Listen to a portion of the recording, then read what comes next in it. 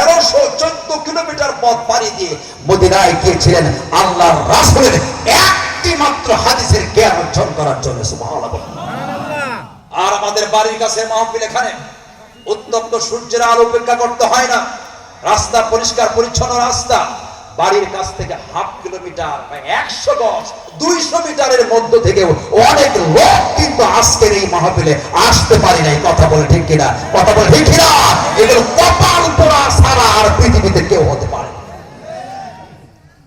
কর্তৃপক্ষ চমৎকার করে মাহফিল আয়োজন করেছে, অনেক শ্রম দিয়েছেন, মেধা দিয়েছেন, অর্থ ব্যয় করেছেন। আর আমরা তো এখানে একটা দুইটা হাদিস বলবো না, আশা করি আল্লাহ পাক যতটুকু পুঁজি দিয়েছে, সামান্য ক্ষুদ্র জ্ঞানে যতটুকু মেসেজ আছে, আমি এখানে উপস্থাপন করার চেষ্টা করবো ইনশাআল্লাহ। হাদিসটি কি ছিল এটা বলে শুরু করছি আলোচনা। আল্লাহ রাসূল বলেছেন, মান সালাকা তরিকাই ইয়ালতামিসু ইলমা সাহালাল্লাহু তরিকান ইলাল জান্নাহ। আল্লাহু আকবার বলেন। বিশ্বনবী বলেছেন, কোন মানুষ যদি কোন জায়গায় আল্লাহ রাব্বুল আলামিনের দ্বীনের কথাগুলি শোনার জন্য অগ্রসর হয়ে যায়, আল্লাহ রাসূল বলেছেন এই মানুষগুলোর জন্য আল্লাহ রাব্বুল আলামিন জান্নাতে যাওয়ার রাস্তাও আল্লাহ সহজ করে দেন। সুবহানাল্লাহ, সুবহানাল্লাহ।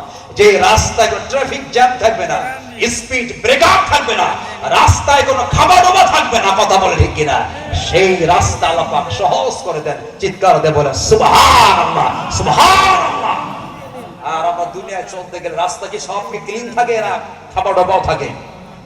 সরকার থেকে বরাদ্দ হয় রাস্তার এত কোটি টাকা বাজেট, যিনি রাস্তা তৈরি করেন আমাদের সমাজে কিছু সৎ ইঞ্জিনিয়ার আছে, আবার কিছু ইনজানোয়ারও আছে, কথা বলে ঠিক কিনা।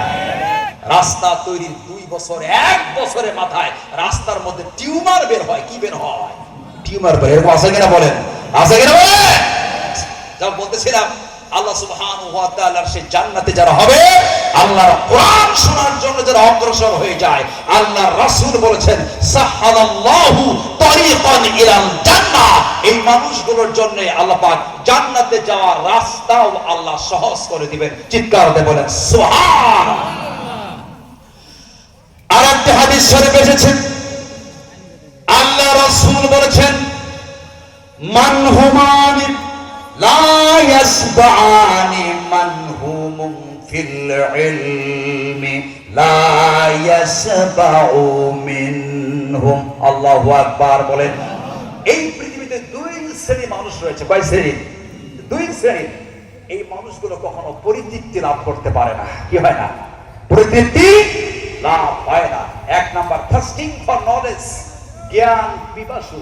আল্লাহর কোরআন যতই পড়ে, যতই রিসার্চ করে, তারপরেও তার মন ভরে না, জ্ঞানের মহা সমুদ্রে ডুবে যায় আর বলে আল্লাহ আমি এখনো তো কিছু অর্জন করতে পারলাম না। সুবহানাল্লাহ বলেন। এরা জ্ঞান পিপাসু।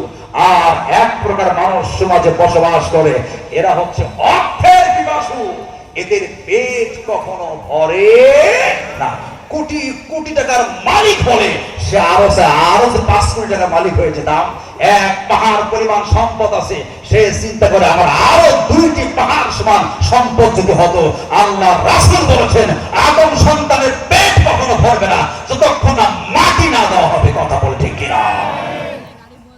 আদম সন্তানের পেট ভরে না মাটি না দেওয়া পর্যন্ত।